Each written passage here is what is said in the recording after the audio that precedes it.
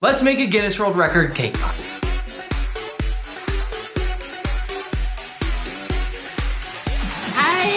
First, we'll measure a regular cake pop, then multiply by 1,000. Start with 1 Linja length worth of cake. To start, we're gonna add all our cake mix to this giant bucket.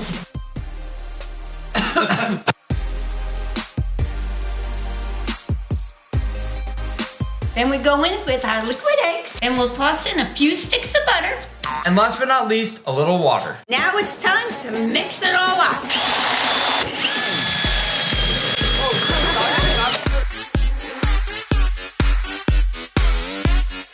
Now it's time to start pouring in the cake batter. Spread it all out. Now we're gonna bake this for about 10 to 12 minutes at 350 degrees Fahrenheit.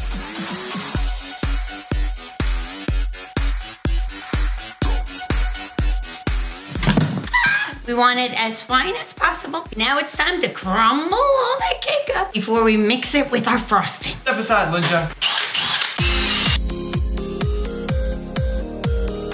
Now it's time to make our cream cheese frosting. First, we'll go into our mixer with a bunch of cream cheese, a few bags of confectioner sugar, and a splash of NYX homemade vanilla extract. And now we mix. We had to get creative and heat the side of the bowl so the cream cheese melted faster. Now finally, we scoop in all our frosting, and then we mix again. And after quite a lot of mixing, we're ready to put our cake pop mix into the mold. This right here is our giant custom cake pop mold with a nice hole right on top for the stick to come out of. But first, we need to grease it up. Now that our cake pop mix is finally mixed up, time to fill up the mold. And now we toss on the lid. Now into the sides, we'll put screws to make sure that none of this moves around. Then we'll take these clamps and go all the way around the side of the cake pop. Now it's time to fill it up the rest of the way. We'll press at the tippity top until it's bulging out from all that pressure. Hopefully, this means we have a tightly packed cake pop. And finally, just before the freezing process, we shove in that stick. Oh.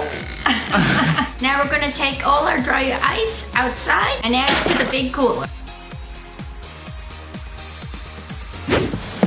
Linja, let's call it a night.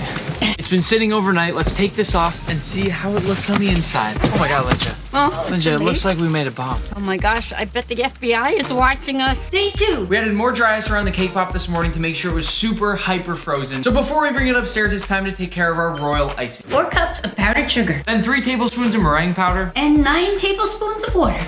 Now we'll close down our mixer and let this go until a nice glue-like paste forms.